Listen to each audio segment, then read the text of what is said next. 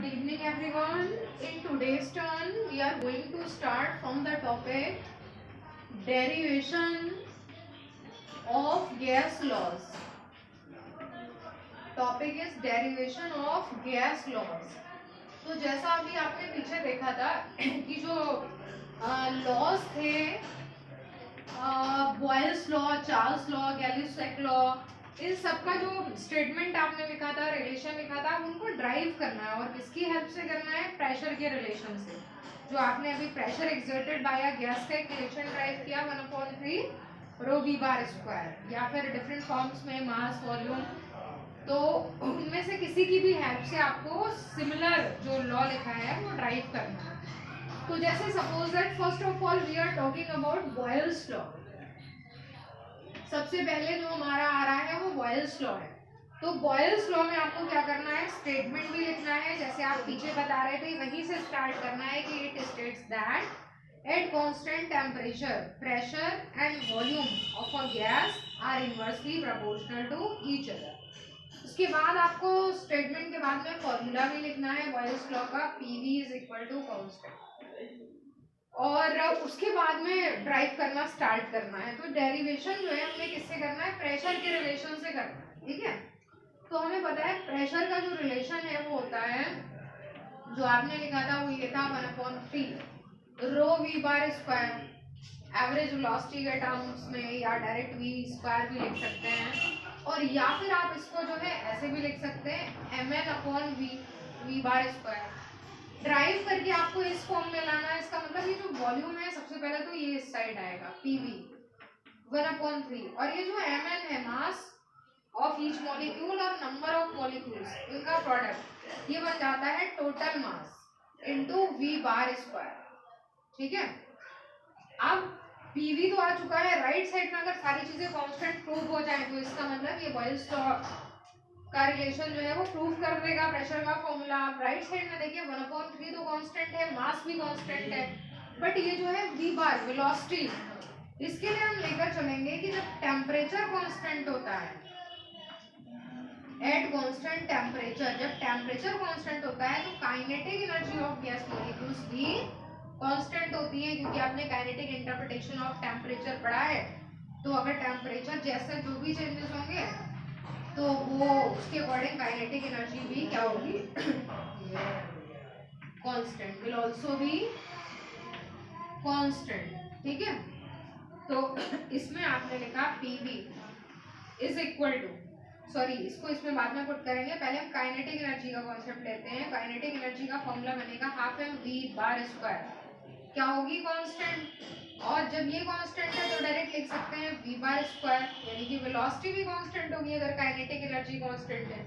तो अभी देखा आपने कि 1/3 कांस्टेंट है, मास कांस्टेंट है, और v जो है वो यहाँ से कांस्टेंट प्रूव हो गया। तो इसका मतलब जो आपका ये वाला रिलेशन है, इसमें अगर हम ये सारे कांस्टेंट पुट कर देते हैं तो ओवरऑल सारे कांस्टेंट जो है राइट साइड पूरी कांस्टेंट बन जाएगी। तो इसका मतलब product of pressure and volume is constant, या फिर pressure and volume are inversely proportional to each other. ये आपका जो है फर्स्ट बॉयल्स लॉ है, इसको आपको नोट कर लेना है। फिर आगे के लॉज भी देखते हैं 1 by 1 कि क्या होगा इनमें, कैसे प्रूफ कर सकते हैं हम इनकी हेल्प से।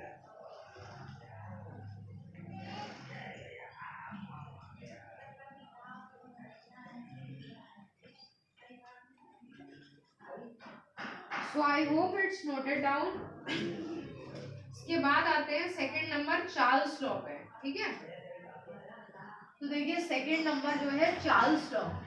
तो आपको पता है चार्ल्स लॉ जो है उसका स्टेटमेंट या फॉर्मूला क्या होता है? चार्ल्स लॉ में वॉल्यूम और टेम्परेचर के बीच में रिलेशन होता है और कांस्टेंट प्रेशर पे होता है।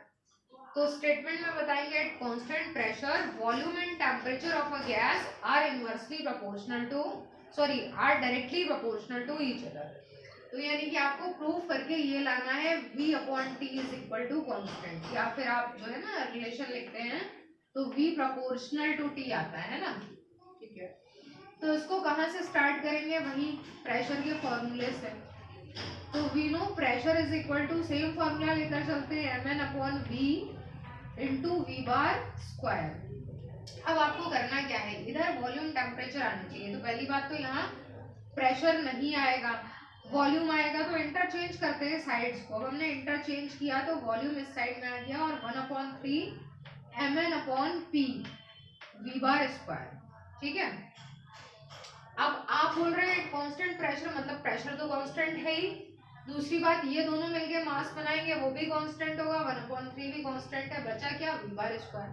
ये जैसे आपने पिछली बार प्रूव किया था कि कांस्टेंट है, उसका मतलब कांस्टेंट v बार स्क्वायर भी कांस्टेंट होगा। तो देखिए इसमें क्या करना है, बल्कि कांस्टेंट प्रूव नहीं करना है, इसको टेम्परेचर में कन्वर्ट करना है। चलिए मैं दिखाती हूँ। एक और स्टेप इसके आगे बढ़ा लिया है, mn को लिख लिया capital M/P into V bar square. यहाँ वी बार स्क्वायर कांस्टेंट नहीं प्रूव करना, बल्कि आपको लिखना है कि since V bar square directly proportional to T, V bar square या तो डायरेक्टली प्रोपोर्शनल टू टी होता है, या फिर आप लिख सकते हैं वी बार स्क्वायर, फॉर्मूला आपने पीछे पढ़ा था √3RT/m था, वी की वैल्यू, और वी बार स्क्वायर जो था वो था 3RT/m। तो फिलहाल इसको ऐसा करते हैं, ऐसे ही यही ले लेते हैं, वी बार स्क्वायर का मतलब it is directly proportional to T. तो ये चीजें तो आपकी सारी कांस्टेंट हो जाती है, ये किसमें कन्वर्ट हो जाता है, टेम्परेचर में। इसका मतलब नेक्स्ट स्टेप में आप लिख सकते हैं V is directly proportional to T, या फिर अगर इसको अपॉन में लाते हैं तो फिर पूरा टेम्परेचर वाला पूरा रिलेशन आएगा ना, उसकी जगह सीधा इस फॉर्म में ले लेते हैं डायरेक्टली प्रोपोर्शनल टू, क्योंकि बाकी चीजें कांस्टेंट, डायरेक्टली प्रोपोर्शनल का मतलब बाकी चीजें वो कांस्टेंट बन जाएंगी, हट जाएंगी, तो आपका ये आ जाएगा v डायरेक्टली प्रोपोर्शनल टू। एक स्टेप आप चाहें तो ऐसे बढ़ा दें कि since these all are constants, इसका मतलब v directly proportional to v bar square या v directly proportional to temperature. ये आपका चार्ल्स लॉ है, नोटेड डाउन।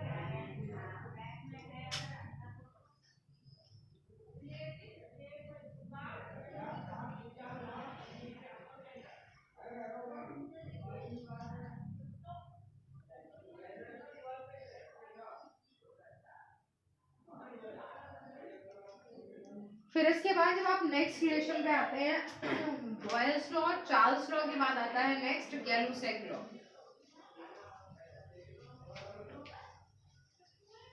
तो नेक्स्ट में लिखेंगे आप third number Gay-Lussac law.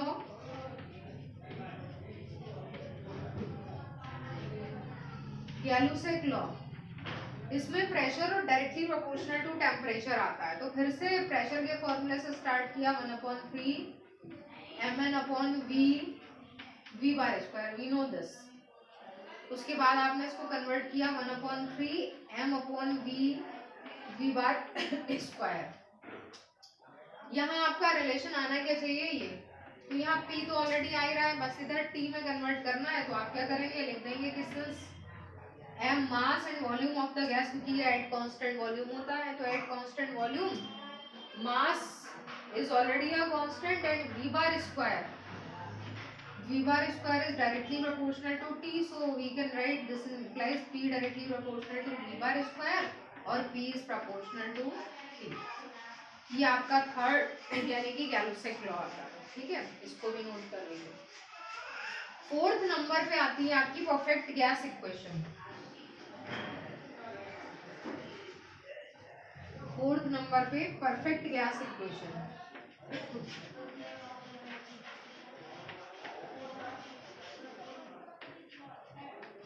Perfect gas equation आपको पता है 1 मोल पे आता है PV is equal to RT और n मोल्स पे PV is equal to nRT। तो अगर हम प्रेशर के इसी रिलेशन से स्टार्ट करें तो we know P is equal to 1/3 mn/v और साथ में v बार स्क्वायर।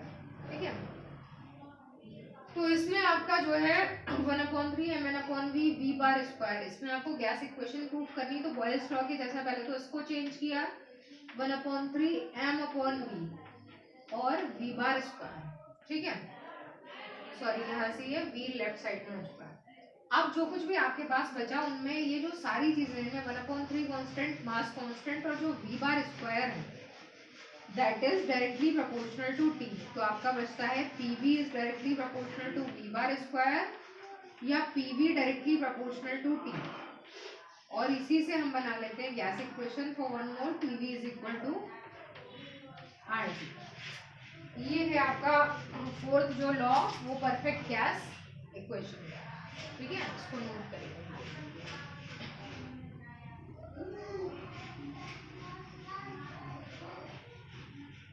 फिर उसके बाद आपका नेक्स्ट नंबर जो लॉ आता है वो है 5 number, Avogadro's law. Avogadro's law, Avogadro's law क्या होता है? एवोगैड्रोस लॉ का मतलब कि अगर जो गैसेस हैं वो उनके लिए 3 थर्मोडायनामिक वेरिएबल्स कांस्टेंट है, प्रेशर, वॉल्यूम और टेम्परेचर 2 गैसेस के लिए कांस्टेंट है, मतलब दोनों की तीनों की वैल्यूज दोनों गैसेस के लिए बराबर है, तो उसका मतलब दोनों गैसेस में नंबर ऑफ मॉलिक्यूल्स भी इक्वल है। So if the two gases are at same temperature, pressure and volume, it means they have the same number of molecules. तो ये एवोगैड्रोस लॉ आपको प्रूव करना है और प्रेशर के रिलेशन से प्रूव करना है। तो सबसे पहले प्रेशर का कौन सा फॉर्मूला लेंगे, तो 1/3 mn/v, v बार स्क्वायर। पिछली बार आप इसको चेंज कर ले रहे थे मास में, इस बार नहीं करना है क्योंकि यहाँ नंबर ऑफ मॉलिक्यूल्स चाहिए हैं इस रिलेशन। तो इस रिलेशन को हमने पहली गैस के लिए लिखा P1 1/3 m1n1/v, वॉल्यूम सेम रहेगा क्योंकि कांस्टेंट वॉल्यूम है दोनों के लिए, और ये आ जाता है आपका v बार 1 स्क्वायर। वेलोसिटी पहली वाली गैस के लिए इसी तरह से सेकेंड गैस का जो रिलेशन है वो आ जाएगा m1n1/v v2 बार स्क्वायर। ठीक है, अब दोनों गैसेस के प्रेशर बराबर हैं तो इसका मतलब P1 is equal to P2, दोनों की वैल्यूज पुट करते हैं तो 1/3 m1n1/v v1 bar square 1/3 m2n2/v v2 bar square. यहाँ वॉल्यूम कैंसिल हो जाएगा, 1/3 नंबर कैंसिल हो रहा, जो बचा है उसमें आपको n1 n2 बराबर लाने, मतलब ये दोनों अगर बराबर प्रूव हो जाते हैं तब n1 n2 बराबर आएंगे। तो इसके लिए आपने ये लिखा कि देखिए इसमें कंडीशन दे रखी थी प्रेशर, वॉल्यूम, टेम्परेचर तीनों इक्वल है, तो जब टेम्परेचर इक्वल होता है तो काइनेटिक एनर्जी भी दोनों गैसेस की इक्वल होगी, और सिंपली कहें तो काइनेटिक एनर्जी अगर इक्वल है तो इसका मतलब वेलोसिटी भी इक्वल होगी, बट हमें काइनेटिक एनर्जी का ही कांसेप्ट लेना है। लिखेंगे at constant temperature the kinetic energy of both the gases will be equal, तो half m1 v1 bar square is equal to half m2 v2 bar square, ये cancel हो जाएगा, बचे आपके पास ये दोनों, यही आपको चाहिए थे m1 v1 bar square is equal to m2 v2 bar square. अगर ये कॉन्सेप्ट आप ऊपर पुट करते हैं तो उसका मतलब n1 is equal to n2, उसका मतलब दोनों गैसेस के पास सेम नंबर ऑफ मॉलिक्यूल्स भी होंगे, तो इसको भी नोट कर लीजिए। उसके बाद आपका 5 के बाद 6 नंबर जो आएगा वो होगा ग्राहम्स लॉ ऑफ डिफ्यूजन, और एक लास्ट में डाल्टन्स लॉ रह जाता है। तो ये ग्राहम्स लॉ ऑफ डिफ्यूजन में यहाँ लिखकर छोड़ देती हूँ, आप इसको नोट कर लीजिए। ग्राहम्स लॉ किस चीज का है? डिफ्यूजन का है।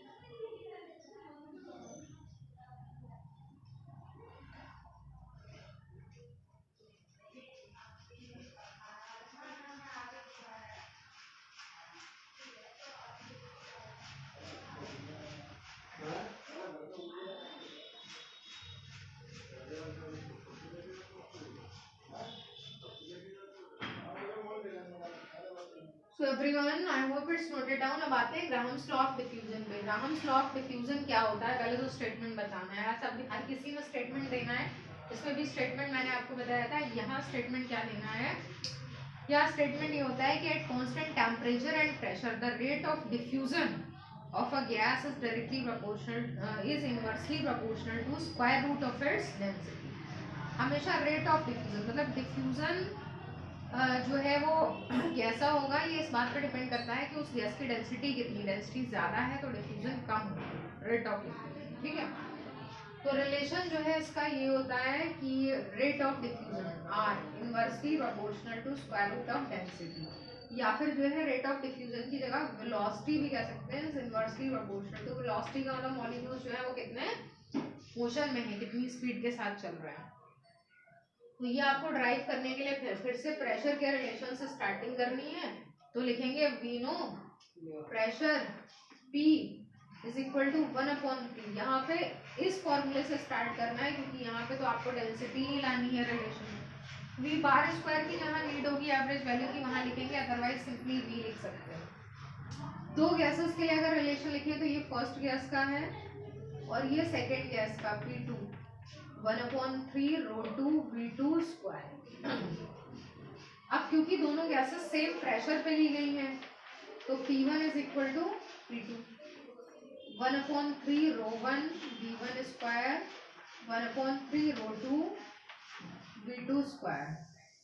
ये कैंसिल हो जाएगा और अब आपके पास जो रिलेशन आया वो रिलेशन ऐसे वेलोसिटी के टर्म्स में लिखेगा V1 square upon V2 square is equal to ρ2 upon ρ1 या V1 upon V2 under root ρ2 upon ρ1 और V1 अपॉन V2 को ही लिखते हैं rate of diffusion R1 upon R2। ये जो रिलेशन है आपका ये रिलेशन है ग्राहम्स लॉ का, note it down.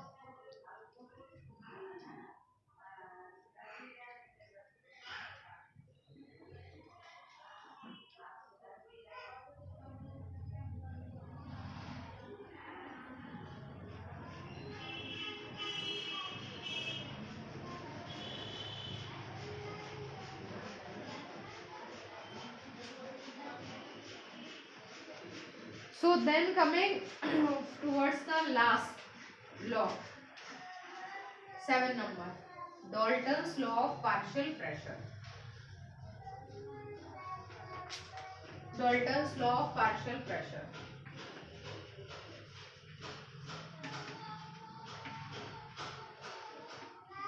Dalton's law of partial pressure लिखेंगे, partial pressure, ठीक है।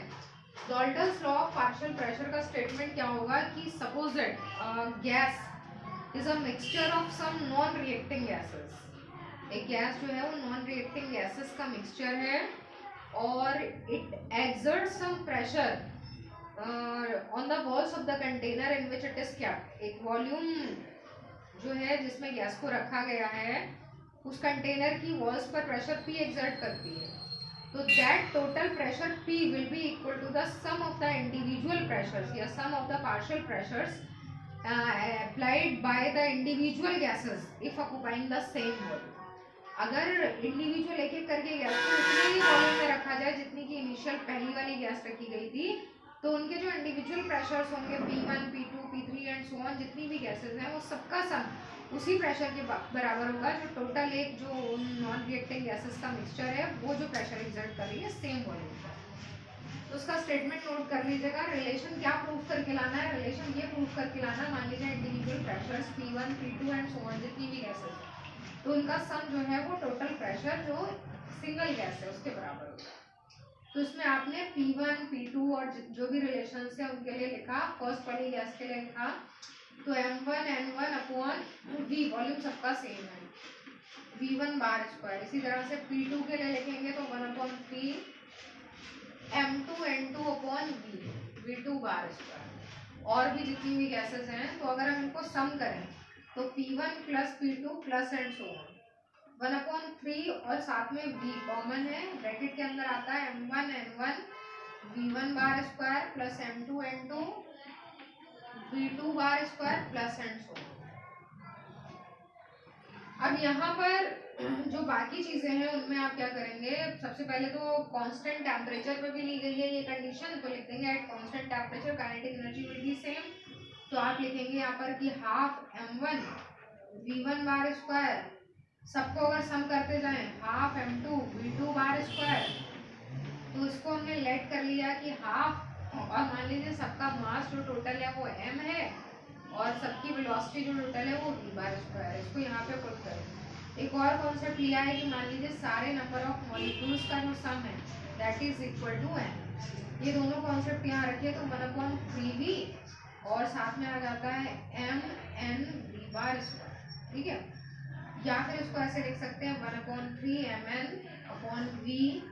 V बार स्क्वायर, और ये क्या है टोटल प्रेशर, यानी कि P1 plus P2 plus and so on is equal to P।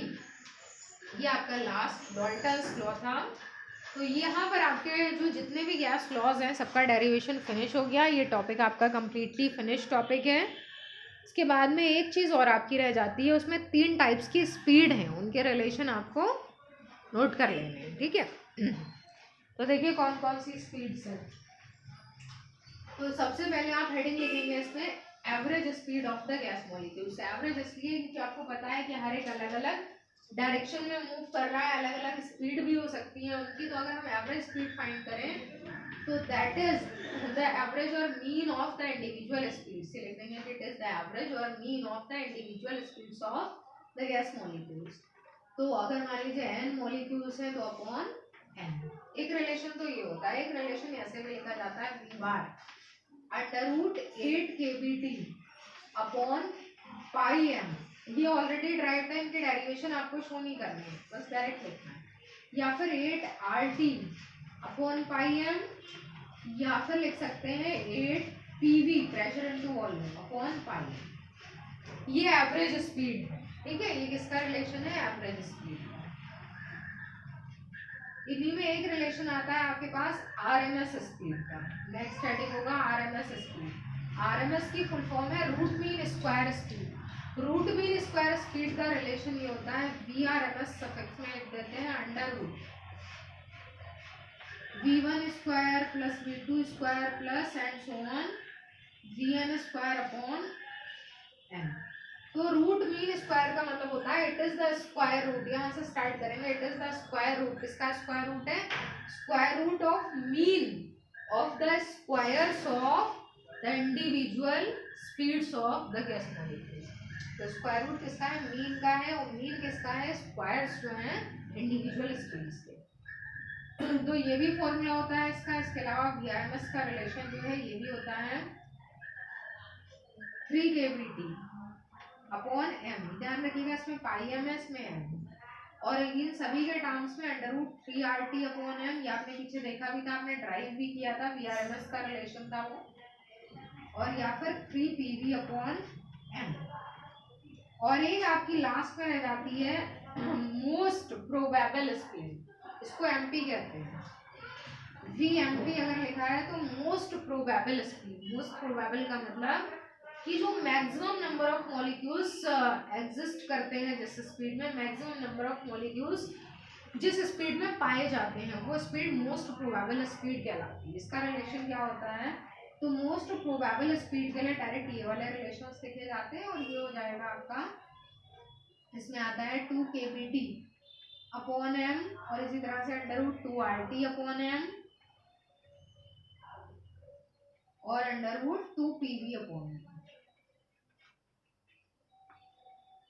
तो ये रिलेशंस आपको याद रखते हैं। इसमें याद रखिएगा सबसे ज्यादा सबसे बड़ी वैल्यू किसकी आती है, उसके बाद जो भी नंबर है वैल्यूज का, तो सबसे ज्यादा वैल्यू VRMS की होती है, देन V बार, उसके बाद VM, ठीक है। तो ये रिलेशंस जो है आपको याद रखना है। तो ये आपका जो है यहाँ तक नोट करना है आपको। और उसके बाद आपका एक टॉपिक जो है वो स्टार्ट होगा डिग्रीज ऑफ फ्रीडम। लेकिन वो टॉपिक अभी स्टार्ट करना ठीक नहीं है, क्योंकि उस टॉपिक में थोड़ा सा टाइम टेकिंग टॉपिक है ना, उसमें टाइम लगेगा। उसको स्टार्ट करते हैं नेक्स्ट टर्म्स, ओके। उसको नोट डाउन कर लीजिए। Now topics are finished, okay, thank you.